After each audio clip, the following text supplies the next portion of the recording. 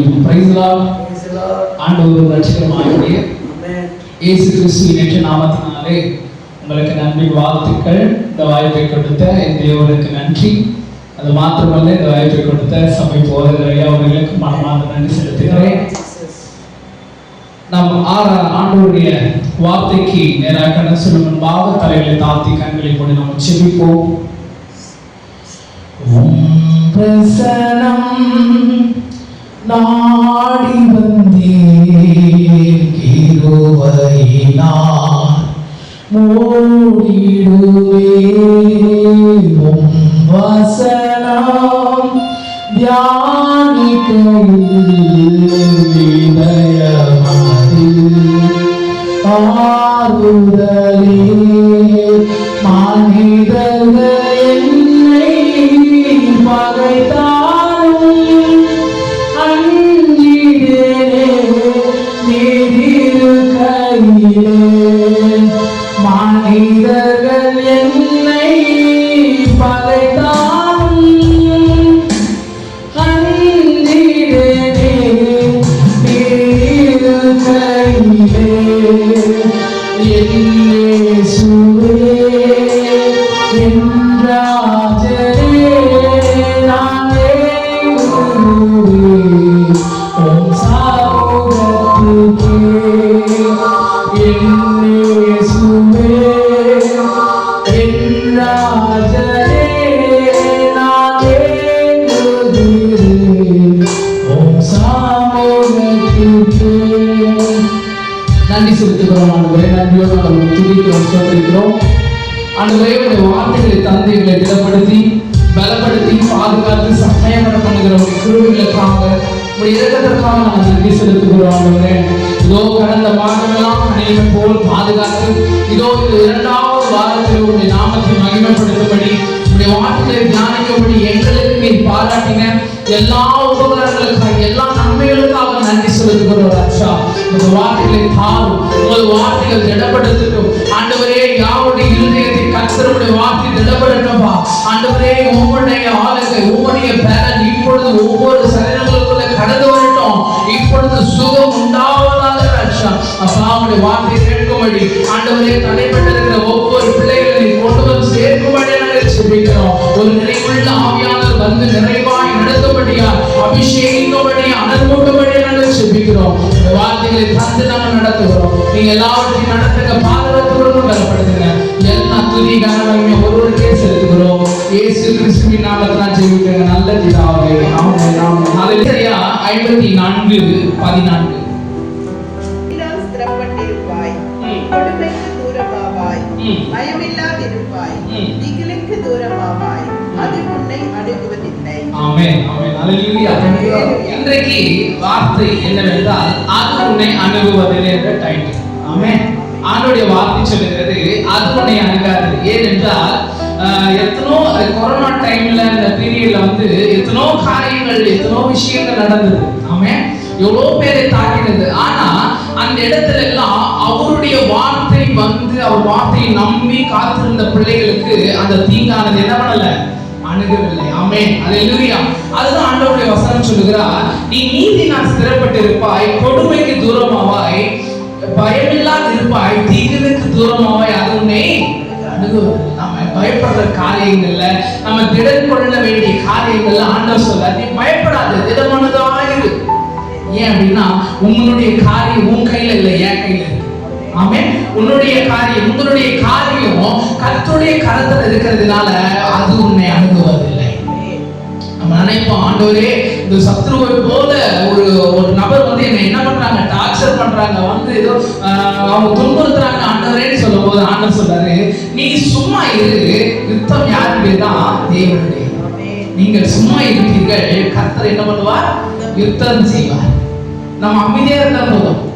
நம்மளே போய் வேணா வெறுப்பா என்ன பண்ணுவோம் தெரியுங்களா, போயிட்டு என்ன பண்ணுவோம், அதை நம்மளா தொடுவோம்.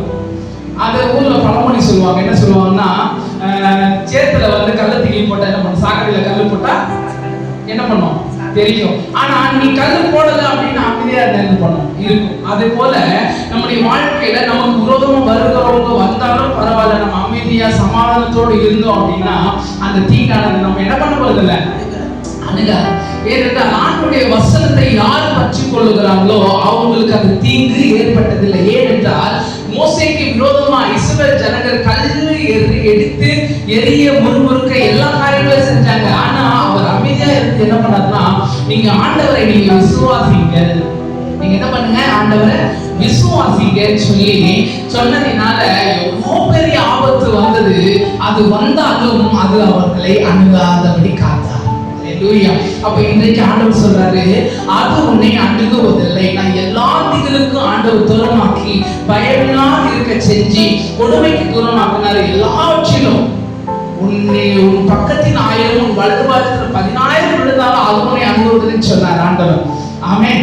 அது என்ன, எத்தனோ ஜனங்க இந்த கொரோனானால நம்ம பக்கத்துல மடிஞ்சு போயிருப்பாங்க, எங்க பக்கத்து வீட்டுல மடிஞ்சு போயிருப்பாங்க. ஆனா நம்மை அது அணுகாதபடி பாதுகாத்தார். ஆமென். ஏனென்றால் பார்வோன் ஜனங்களை உபத்திரவங்கள் வந்து பிடிக்கும் பொழுது இஸ்ரவேல் ஜனங்களை அது என்ன பண்ணல, பிடிக்கல. அல்லேலூயா. அது பிடிக்காம அவருடைய வார்த்தையின்படி நாம் என்ன பண்ணுகிறோம், நாம் வாழ்கிறபடினால. அல்லேலூயா. அப்ப பாருங்க, இன்றைக்கு ஆண்டவர் முதல் ஒரு வார்த்தை சொல்கிறார்.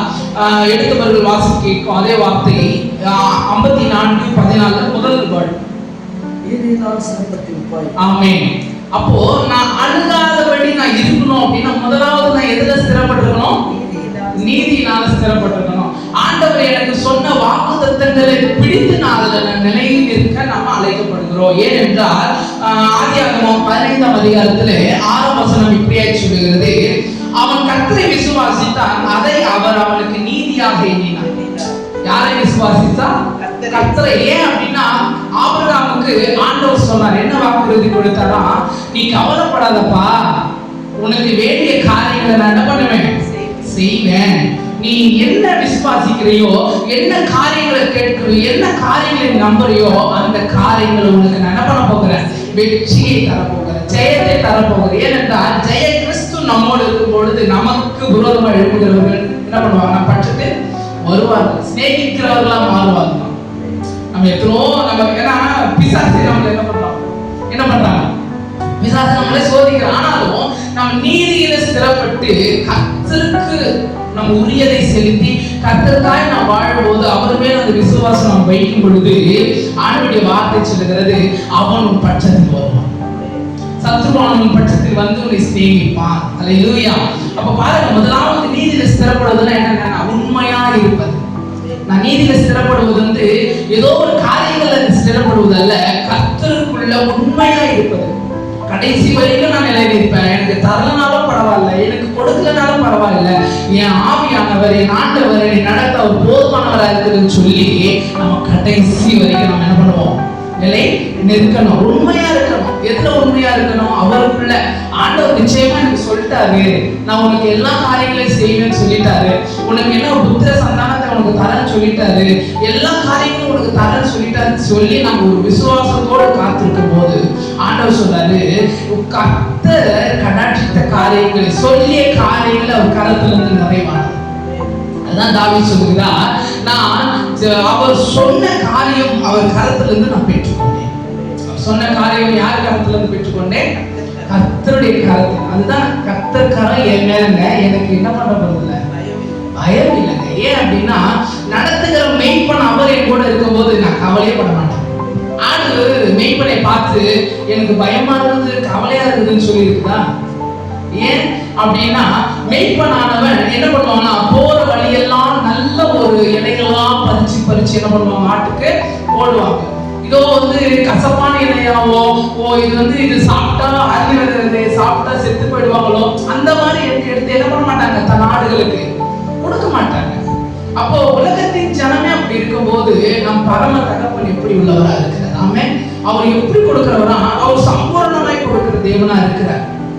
ஏன் அப்படின்னா நான் உண்மையா இருக்கிறதுனால, நான் எல்லாவற்றிலும் உண்மையா இருக்கிறதுனால கர்த்தரை நான் முழுமையாய் பற்றி கொள்ளுகிறேன். இந்த உண்மையாய் இருப்பதினால் எனக்கு வரும் லாபம் என்னென்று பார்க்கும் பொழுது யோபு 35ஆம் அதிகாரம் 8ஆம் வசனத்தை வாசிக்க கேட்போம். யோபு 35:8. உம்முடைய பாவத்தினால் உம்மை போன்ற மனுஷனுக்கு நஷ்டமும், உம்முடைய நீதியினால் மனுபுத்திரனுக்கு லாபமும் உண்டாகும். ஆமென். உம்முடைய நீதியினால் யாருக்கு லாபம்? புத்திரனுக்கு ஆபிரகாமுக்கு லாபம். அவர் சொன்னாரு, நான் கர்த்தரை விசுவாசித்தேன், அது எனக்கு நீதியாக எண்ணப்பட்டது. அப்போ எண்ணப்பட்ட காரியம் எனக்கு லாபமாய் வந்தது. ஆண்டவர் ஆதியாகமம் 21 அதிகாரத்துல சொல்லும்போது சொல்லுவாரு, சாராளுக்கு சொன்னபடியே அவர் செய்தார். அல்லேலூயா. சாராளுக்கு சொன்னபடி. ஏன் அப்படின்னா அவங்களுடைய வாழ்க்கையில அவங்க கடைசி வரைக்கும் நிலை நிற்கிறதுனால, அந்த இடத்துல நிலை நிற்கிறதுனால. ஏன் ஆண்டவர் அநேகர் சொல்லியிருப்பாங்க, இந்த உலகத்தானே சொல்றாங்க, அநேகர் சொல்லியிருப்பாங்க, ஏமா இன்னும் ஆண்டவரை பிடிச்சுக்கிற, ஏன் இன்னும் ஆண்டவர், ஏன் ஆண்டவர் அவங்களுக்கு செய்யலையே சொல்லும்போது அவங்க சொல்லுவாங்க, நம்ம சொல்ல வேண்டிய விஷயம் என்னன்னா, ஆண்டவர் எனக்கு எது செய்யலனாலும் என் கூட இருக்கிறார், அது போதும். எனக்கு எது செய்யலனாலும் பரவாயில்ல, ஒரு காரியம் கொடுக்கலாலும் பரவாயில்ல, இந்த ஜீவன் யார் மிச்சப்பட்டது? அவர் தாங்க. இந்த உயிர் யார் கொடுத்தது? அவர் தான். இந்த வாழ்க்கையை அவர் தான் கொடுத்தார். என் வாழ்க்கையில நல்லது எல்லாமே அவர் தான் எனக்கு கொடுத்தது. நான் இது வரைக்கும் வாழ்றேன் அப்படின்னா எனக்கு எல்லா தேவைகளும் அப்பாற்பட்ட விஷயம். ஆனா அவர் எனக்கு முக்கியம். நான் ஃபர்ஸ்ட் நான் ஜீசஸை நான் தேடினேன் அப்படின்னா என் வாழ்க்கை நான் தேடி போவதில்லை, அவர் என்னை தேடி. ஆமென். அதனால நான் எல்லா காரியங்களும் நான் தேடி போவதில்லை, எல்லா காரியங்களும் என்ன தேடி வரணும். அப்படிதான் ஆபிரகாம் போன இடமெல்லாம் அந்த நிலம் கேட்டாரு, ஆண்டவரே உமக்கு அது எனக்கும் அது எம்மாத்திரம் எடுத்துக்கொள்ளும். எப்படி? ஃப்ரீயா எடுத்துக்கொள்ளுங்க. ஏன் அப்படின்னா ஆண்டவர் அவரோடு இருந்ததுனால. அந்த விசுவாசத்தின் பரீட்சையானது அவரை காத்து வழி நடத்தினது. ஆமென். அவருக்கு கிடைச்ச லாபம் பாருங்க, அந்த இடத்துல நீதினால் மனுபுத்திரனுக்கு லாபம் உண்டாகும். அந்த லாபம் என்னென்ன லாபம் என்று பார்க்கும் பொழுது அபிஷேகமும் கிருபையுமா இருக்கிறது. ஒருவனுடைய வாழ்க்கையில ஆண்டவருடைய கிருபை இருந்துச்சுன்னா நிச்சயமா சொல்லுகிறேன், அவன் தான் பெஸ்ட், அவன் தான் விசேஷித்தவன். அவனை மிஞ்சி யாருமே இல்லைன்ற, சீவன் மிஞ்சி யாருமே இல்லைன்ற மாதிரி தன்னுடைய வாழ்க்கையில யாருக்கு அந்த கிருபை, ஆண்டவருடைய கிருபை கிடைக்குதோ அவங்க தான் பெஸ்ட். இப்ப அவங்களோட ஆண்டவருடைய கிருபை கிடைச்சதுனாலதான் இந்த பிரசங்கம் இடல என்ன பண்ண முடியுது, நிற்க முடிந்து அப்புறம் பேச முடியுது. இல்லைன்னா நான் என்ன பண்ணுவேன்னா தடுமாறி போயிருக்கு, ஏதோ எடுக்கப்படியாம போயிருக்கு. ஆண்டவருடைய வார்த்தையை நாம் என்ன பண்ண இருக்க முடியும், பிரசங்கிக்காம இருக்க முடியும். ஆனா ஆண்டவர் நமக்கு கிருபையை தந்து, அதுதான் நோவாவுக்கும் ஆண்டவருடைய கண்களுக்கு கிருபை கிடைச்சது. நோவாவுக்கு ஏன் கண்கள் இருக்குன்னா அவர் நீதிமானாய் வாழ்ந்தது, அந்த நீதியில நிலைத்து இருந்தார்.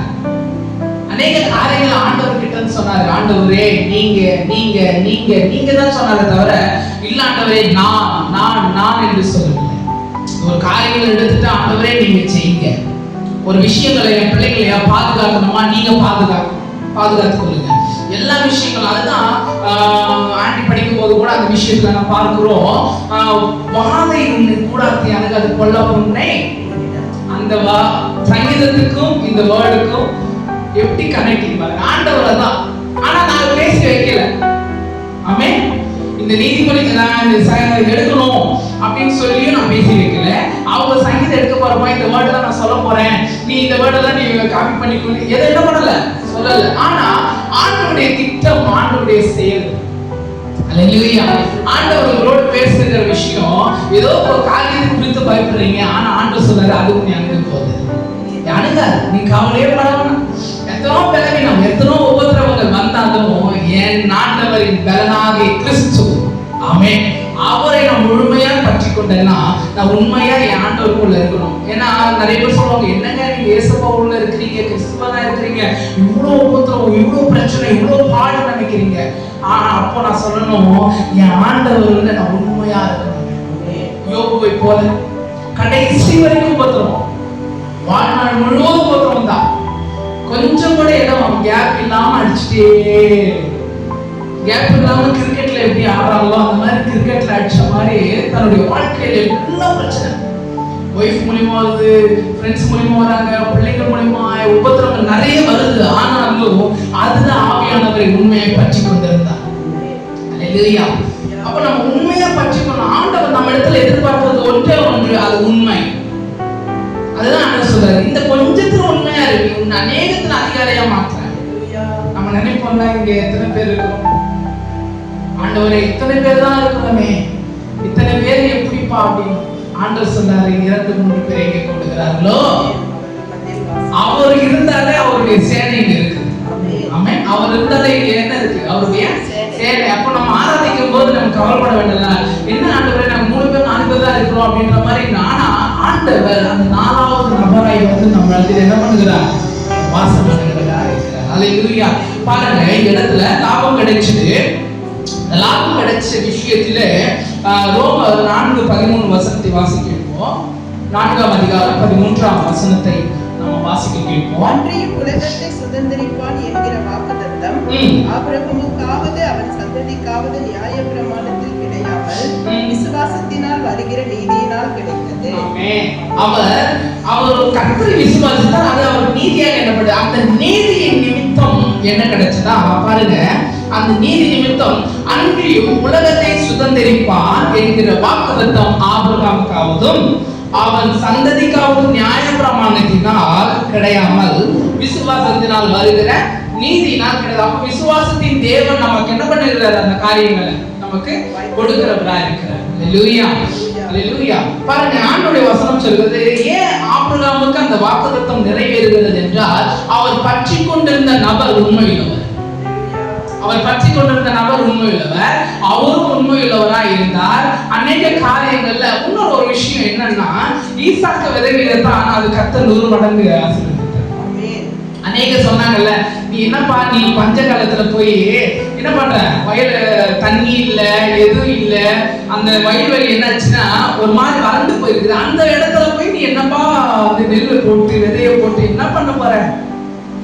இந்த உலகத்தின் காரியத்துல கூட, உலகத்துல கூட அநேக வறண்டு போயிருக்கலாம், அநேக வறண்ட நிலமா இருந்திருக்கலாம். ஆனா நம் விதைகளை போடும் பொழுதோ ஆவியானவர் நீ பாய்ச்சுகிறவனாலும் அல்ல, விதைக்கிறவனாலும் அல்ல, விளைய செய்கிற தேவனால.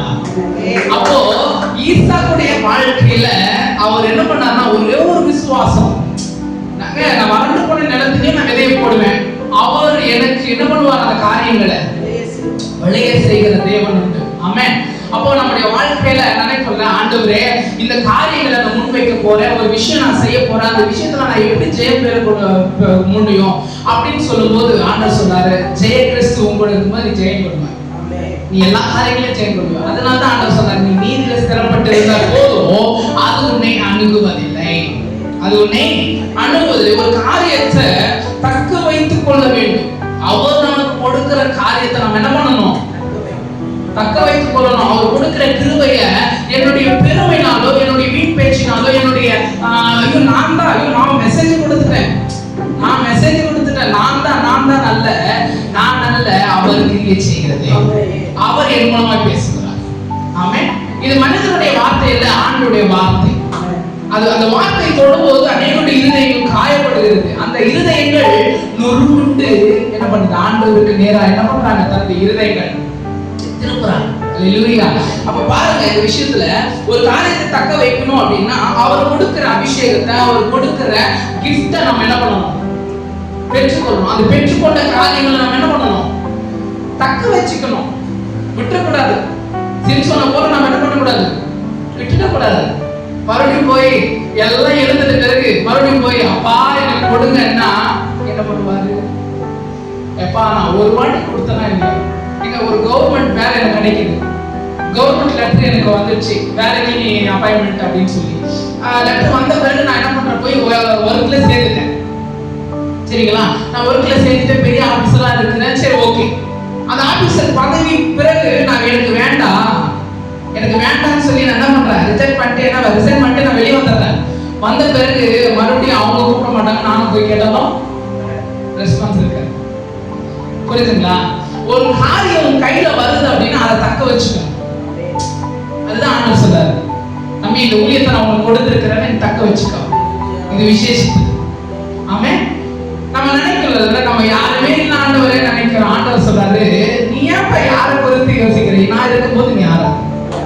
அதுதான் நான் ஒரு வாட்டி பாஸ்டரை பார்க்கும்போது யோசிப்பேன். இப்போ நான் வந்த பிறகோட நான் யோசிச்சேன், என்னன்னா யாருமே இல்லை, ஆனாலும் தொடக்க பாடல், தொடக்க ஜெபம், ஆராதனை எல்லாம் நிறைவு. ஏனென்றால் அவர்கள் மனிதர்களை பார்க்கவில்லை, வந்திருக்கிற கர்த்தரை பார்க்கிறார். ஆமென். அப்போ விசுவாசம் தக்க தக்க வச்சுக்கணும். அந்த கிஃப்ட் பாஸ்டர் எனக்கு கொடுத்த கிஃப்ட் இது வரைக்கும் என்ன பண்ணிருக்கிறாரு, என்ன பண்ணிருக்கிறாரு, தக்க வச்சிருக்கிறாரு. அதனாலதான் ஆண்டவர் அபிஷேகத்துல நிரம்பி அந்த ஆண்டவர் அந்த அனல் மூட்டதுலோ ஆண்டவருடைய பிரசன்ஸ் நமக்கு இறங்கி நம்ம என்ன பண்ணுகிறது, காத்து வழி நடத்துகிறது. ஒரு காரியம் செய்யணும் அப்படின்னா அவருடைய கிருபை இல்லாம அந்த காரியம் செய்ய முடியாது. அது யாராலையுமே முடியாது. இந்த ஒரு காரியம் செய்யணும்னா அதுக்கு திறமை வேணும். அதுக்கு திறமை யார் இடத்துல இருந்து வேணும், ஆண்டவர் கொடுக்கிறாரு திறமை. இப்போ லா படிக்கிறோம் அப்படின்னா லா படிக்கிறதுக்கான திறமை யார் இடத்துல இருந்து வருகிறது, ஆண்டவர் இடத்துல இருந்து வருகிறது. அப்ப ஆண்டவர் இடத்துல இருந்து நன்மை பெற்ற நான் தீமையும் பெற வேண்டும். யோபு அதான் சொல்றாரு. மனைவி சொல்றாங்க, என்ன சொல்றாங்க, பா நீ அப்பா கடைசி வரைக்கும் உண்மையா இருக்கணும்னு ஆசைப்படுறேன், விட்டுருப்பா, செத்து போயிடுப்பா. என்ன பண்றாங்க, ஜீவனை விட்டுருப்பா, லாபம் எதுப்பா இருக்கு, ஒண்ணுமே இல்லப்பா, செத்து போயிடுப்பா, எல்லாமே போயிடுச்சு, எல்லாமே போயிடுச்சு, நீ செத்து போயிடுப்பான்றாங்க. ஆனா அவர் ஒரே ஒரு வார்த்தை சொல்றாரு. ஆனா அந்த காலத்துல யோபு ஒய்ஃப் பேச்சு கேட்கல. ஆமே, ஒய்ஃப் பேச்சு என்ன பண்ணல, கேட்காம என்ன பண்ணாருன்னா, ஆனா பாருங்க ஆதாம் என்ன பண்ணாருன்னா ஆண்டுடைய வார்த்தையை கேட்காம ஏவருடைய வார்த்தை கேட்டார். அதனாலதான் ஆசீர்வாதம் இழந்துட்டு இருக்காரு. யோபு தெளிவா ஆண்டுடைய வார்த்தை இப்படியே சொல்லுகிறது, கடைசி வரைக்கும் நிலைத்து இருப்பவனே ரட்சிக்கப்படுவான்னு சொல்லி இருக்குது. ஆகையினால நான் என்ன பண்ணுவேன், கடைசி வரைக்கும் நிற்பேன். நான் செத்து போவதற்காக நான் பிழைக்கலைங்க, நான் வாழ்றதுக்காக பிழைச்சிருக்கிறேன். ஆமென். அவரை நான் பிரியப்படுத்துகிறதுக்காக பிறந்திருக்கிறேன் தவிர நான் பிழைத்து செத்து போறதுக்காக பிழைத்திருக்கிறது அவரை பிரியப்படுத்துகிறதுக்காக. அதுதான் இவர்கள் எனக்கென்று ஏற்படுத்திருக்கிறது, அவருக்கென்று நாம் ஏற்படுத்தியிருக்கிறோம் அவர் துதியை சொல்லி வர்றதுக்காக. ஆனா நாம என்ன பண்றோம், நம்முடைய துதியே சொல்லிட்டு வந்துட்டு இருக்கோம். நம்ம என்ன பண்றோம், ஊர் ஃபுல்லா போயிட்டு நான் அப்படி போனேன், இந்த சர்ச்சைக்கு போனேன், இந்த மெசேஜ் கொடுத்து அது பண்ணேன், இது பண்ணேன், அப்படி எல்லாம் செஞ்சாங்க, இப்படி எல்லாம் கவனிச்சாங்க, அது இது சொல்றோம். ஆனா ஆண்டவர் என்னை கொண்டு போனார், ஆண்டவர் என்னை வைத்து அங்க மறைத்து வெளிப்பட்டார், பேசினார். அநேக பிள்ளைகளுக்கு ஆண்டவருடைய பிரசன்ஸ் உணரப்பட்டது. ஆமென். அவர் என்னை வழி நடத்தினார், அவர் என்னை பாதுகாத்தார். அதுதான் தாவீது சொல்வார் அழகா, ஆண்டவர் கிட்ட போயிட்டு, ஆண்டவரே நான் போய் பிடிப்பேனா, நான் போய் என்ன பண்ணுவேன், பிடிப்பேனா, பெற்றுக்கொள்வேனா, திரும்ப பெற்றுக்கொள்ள முடியுமா அப்படின்னு சொல்லும்போது ஆண்டவர் சொல்லுவார், நீ திரும்ப பெற்றுக்கொள்வே, நீ திரும்ப பெற்றுக்கொள்வே. ஏன் அப்படின்னா ஆண்டவருடைய நாமத்தின் படி எவைகளை கேட்பீர்களோ அவைகளை நீங்கள் பெறுவீர்கள். அதுதான் ஆண்டவர் சொல்றார். அது யோபுவும் அறிஞ்சார். யோபு என்ன பண்ணாருன்னா, தேவரே நீ சகலத்தையும் செய்ய வல்லவர், நீ செய்ய நினைத்தது ஒன்று என்ன பண்ணாரு, தடைபட தடையான காரியத்தை உனக்கு கொண்டு வர மாட்டார், தடைகளை நீக்கி காரியத்தை கொண்டு வருவார். ஆமென். ஒரு காரியம் எனக்கு தாமதம் ஆகுதுன்னா பார்த்துக்கோங்க, தரமானது நம்முடைய கையில வருதுன்னா, புரியுதுங்களா? நம்ம நினைக்கிற விஷயம் அதுதானே. ஏன்னா எல்லா இடத்துலயும் சின்ன பிள்ளைங்க நல்ல ஊழியம் செய்யறாங்க. ஆண்டவரே நாங்களே ஏன் வெறுமையா இருக்கிறோம் வீட்டுல அப்படின்னா, தாமதம் தான் தரமானதை கொண்டு வரும். உன்னை ப்ரிப்பேர் பண்ணிட்டு இருக்கேன், உன்னை என்ன பண்ண ரெடி பண்ணிட்டு இருக்கேன், ஆயத்தப்படுத்திட்டு இருக்கிறேன். அநேக காரியங்கள் நிறைய பேர் சொல்றது உண்டு, பிரதர் நானும் ஆண்டவருக்கு ஊழியம் செய்யணும்னு பாக்குறேன், ஆனா ஏன் நான் வீட்டிலேயே இருக்கிறேன், எங்கேயுமே ஊழியத்துக்கு போறது இல்லை, பயன்படுத்துறது எங்கேயுமே போறது இல்லை. அப்போ ஒரே ஒரு வார்த்தை சொல்கிறேன், நீ யார் மேல விசுவாசம் வைக்கணும், ஆண்டவர் மேல விசுவாசிச்சு ஆண்டவர் என்ன நடத்துவாருன்னு சொல்லி நம்ம போனோம்.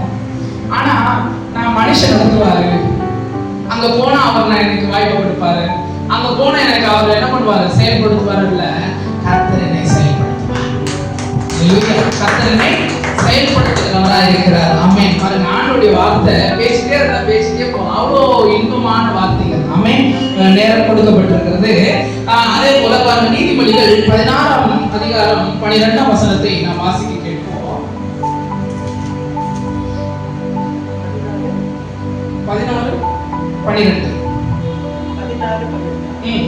அநியாயம் செய்வது ராஜாக்களுக்கு அருவருப்பு, நீதியினால் சிங்காசனம் உறுதிப்படும். ஆமென். முதலாவது சொன்னாரு, நீதி ஸ்திரப்பட்டிருப்பாய். அந்த நீதியில ஸ்திரப்பட்டப்ப உண்மையா இருக்கணும், அது மூலமா லாபம் கிடைக்குது, அது மூலமா காரியத்தை காத்து வைக்கிறோம், எல்லாத்தையும் பக்குவப்படுத்தி வச்சுக்கிறோம். ஆனா இந்த இடத்துல சொல்ல நீதினால் என்ன கிடைக்கிறது, ஒண்ணு சிங்காசனம் உறுதிப்படும். நம்ம கொடுத்திருக்கிற தெரியுங்களா பாஸ்டர்ன்ற பதவி, அந்த பதவியில இருந்து நம்ம விலகிடணும். அதை விலகிடாம காத்து கொள்ளணும் அப்படின்னா அவர் நீதி எனக்கு வேணும். அதனால ஆண்டவர் சொல்றாரு, என் நீதி வளர்த்துக்கிறதுனால உன்னை தாங்குவேன்னு சொன்னாரு. என் நீதி வளர்த்துக்கிறதுனால உன்னை ஏன் தாங்குறேன்னா, நீதினா இந்த சிங்காசனம் என்ன பண்ணும், எனக்கு ஸ்திரப்படு, உறுதிப்பட்டு. தாவீதிடம் ஆண்டவர் சொல்றாரு, நீ கவலைப்படாதப்பா, சிங்காசனத்தை என்ன பண்ணுவேன் நானு உறுதிப்படுத்து. தலைமுறை தலைமுறைக்கு இந்த சிங்காசனம் உனக்கு உறுதிப்பட்டிருக்கும், ஸ்தாபிக்கப்பட்டிருக்கும். ஆமென், அல்லேலூயா.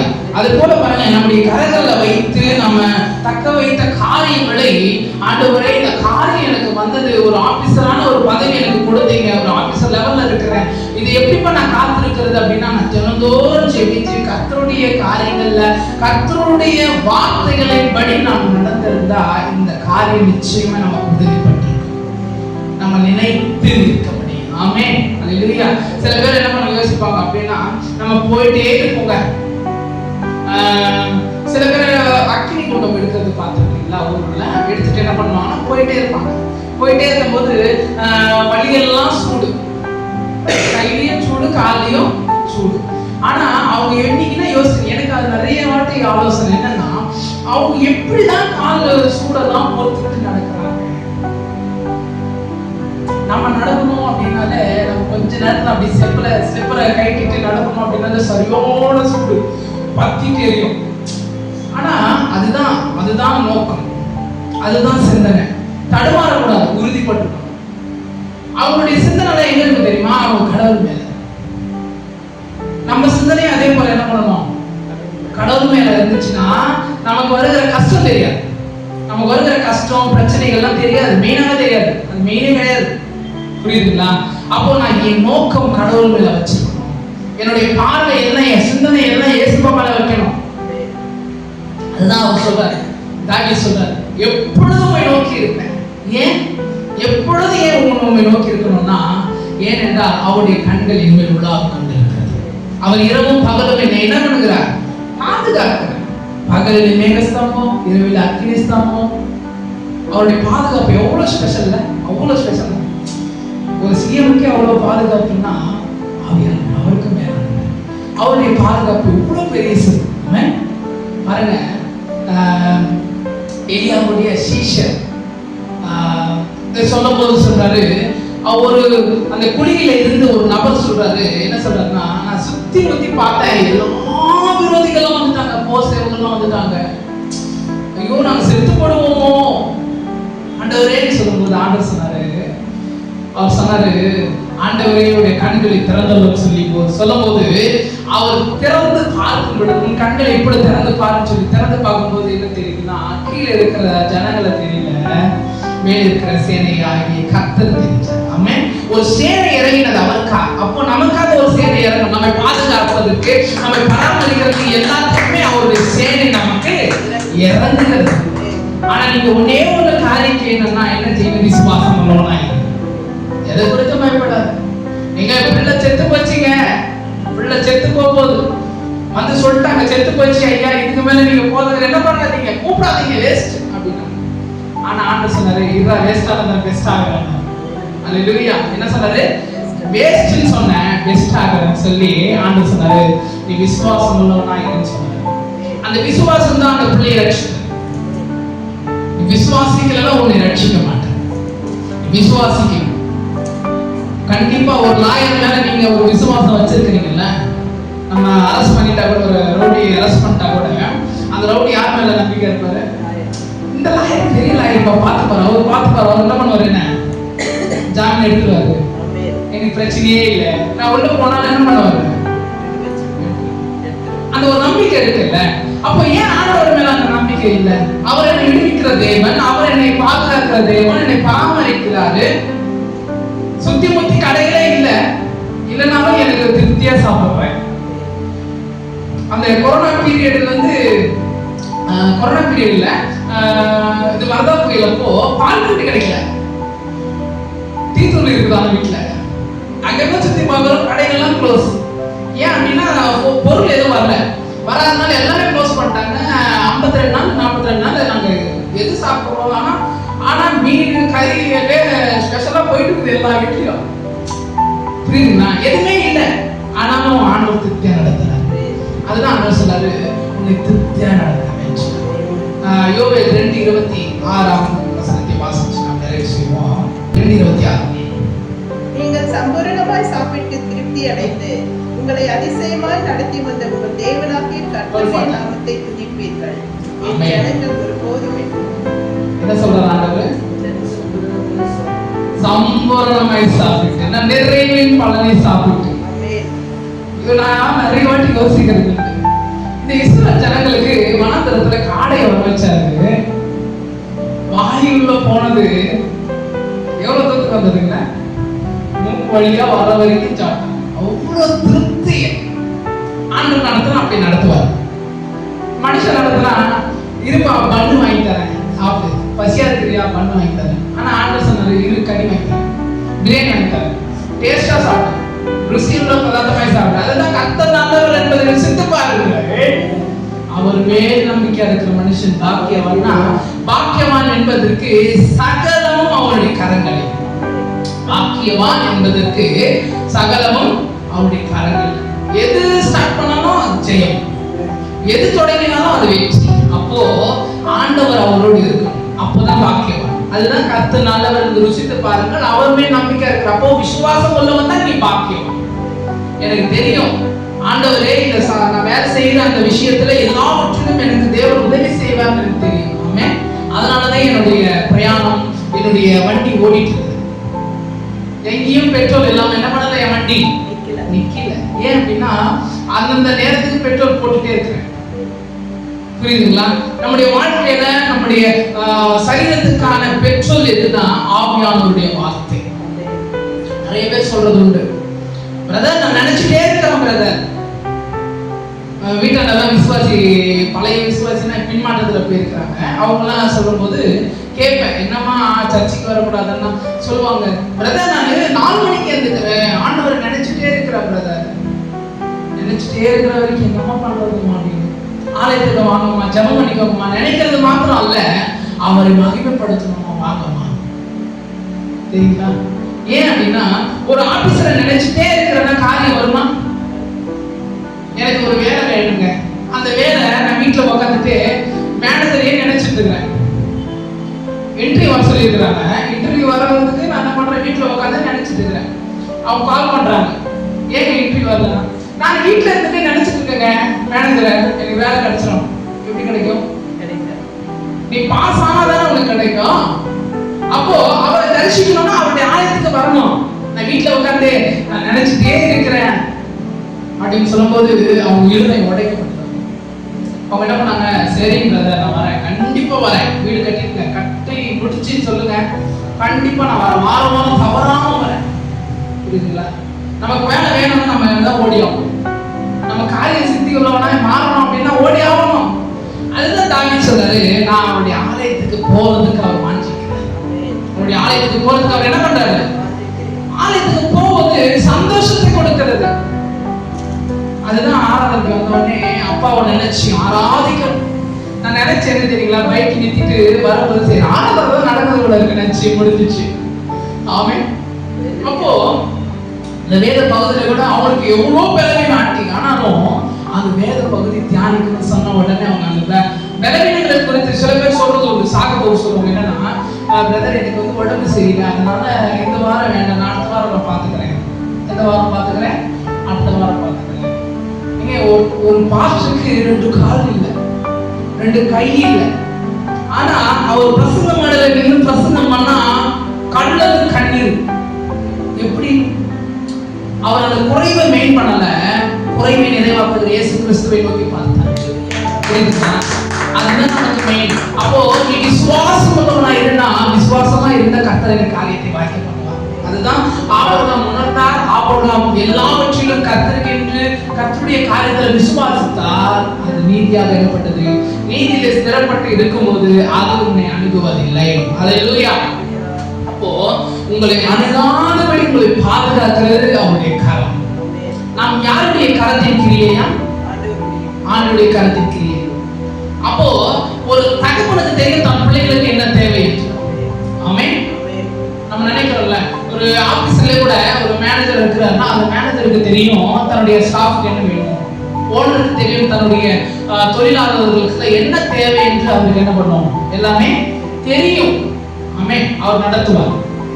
சரி, ஃபுட் அரேஞ்ச் பண்ணுமா, நான் அரேஞ்ச் பண்றேன், எல்லா காரியங்களும் செய்யணும், நான் செய்யறேன். புரியுதுங்களா? அப்போ நம் ஆவியானவர் நம்மை நடத்த அவர் போதுமானவர்.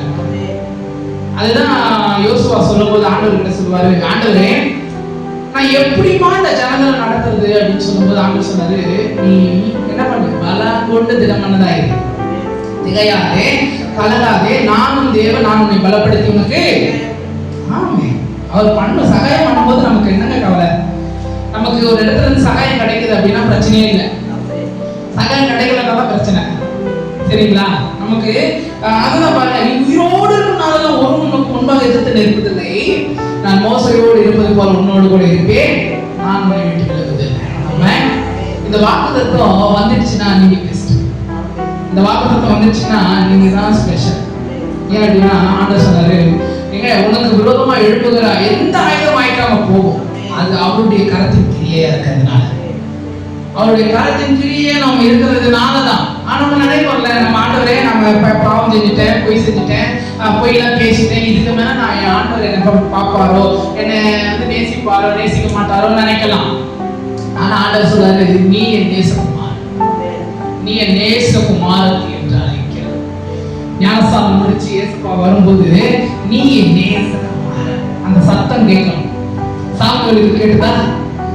எல்லாருக்குமே கேட்கப்பட்டது. அந்த சத்தம் கேட்டு நம்ம வாழணும். அப்போ அவருடைய சத்தத்தை கீழ்ப்படுகிற யாவொரு பிள்ளைகளும் அவரை நம்பி வாழ்கிறதுனால அவங்க என்ன பண்ண போறதில்லை, ஒரு நாளும் வெட்கப்பட்டு போவதில்லை. ஹல்லேலூயா. எனக்கு ஒரு 5 நிமிஷம் இருக்குது. கர்த்தர் நமக்கு ஆசை தருவாராக. எல்லாம் எழுந்து நின்று ஒரு 5 நிமிடம் ஆண்டவரை நாம் ஆராதிச்சு நம்ம நிறைவு செய்வோம். ஜீசஸ். ஹல்லேலூயா, ஹல்லேலூயா, ஹல்லேலூயா, ஹல்லேலூயா. யோசனையில் பெரியவரே ஆராதனை, ஆராதனை செயல்களிலே வல்லவரே, ஆராதனை ஆராதனை ஓசனா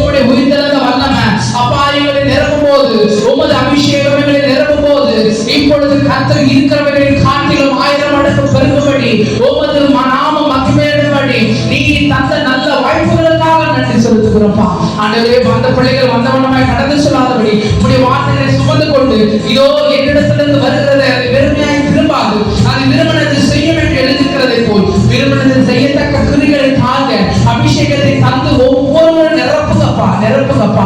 ஆளுங்க செய்ய பலப்படுத்த பாதுகாத்துக் கொள்ளுங்க. ஆண்டவரே, பாசமா உடைய கரங்களை ஒப்பு கொடுக்கிறேன் அப்பா. பாசமாக இருக்கிற எல்லா பலவீனங்களும் இயேசுவின் நாமத்துல நீங்கி போவதாகப்பா. இப்பொழுது கர்த்தர் இயேசுவின் நாமத்திலே எவைகளை கட்டளையிடுகிறீரோ அவைகளை கர்த்தர் இப்பொழுது கற்றவிடுகிறதுக்காய் ஸ்தோத்திரம். அபிஷேகத்தை நான் ஊற்றுங்க, உடைய அனந்த ஊற்றுங்க, ஊற்றுங்க. சுகம் பலன் எனக்குள்ளே பாய்ந்து செல்வதாக அபிஷேக காலைகளை வழிநடத்தட்டும். ஆசீர்வதியை பாதுகாத்துக் கொள்ளுங்க. என்னைக்கு ஊழியர்களை நீர் ஆசீர்வதித்து நடத்துங்கப்பா. துதி கன மகிமை ஒருவருக்கே செலுத்துகிறோம். இயேசு கிறிஸ்துவின் நாமத்தில் நல்ல பிதாவே, ஆமென்.